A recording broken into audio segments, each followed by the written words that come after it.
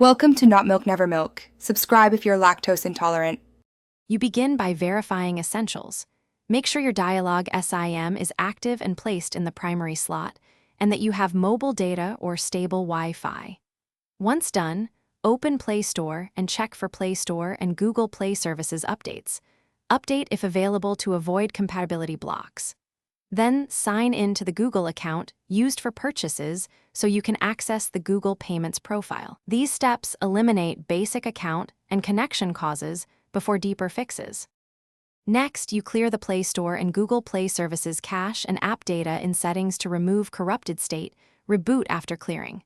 Once restarted, open Play Store, go to Account, then Payments and Subscriptions, and tap Payment Methods. Add a card or enable Dialog carrier billing. Follow prompts and confirm the billing address matches your Google Payments country. Make sure carrier billing appears as an option. If not, update carrier settings or reinsert the SIM and retry so carrier flags propagate. To finish, try a small purchase or download a paid app to trigger the payment flow and confirm Dialog billing is available.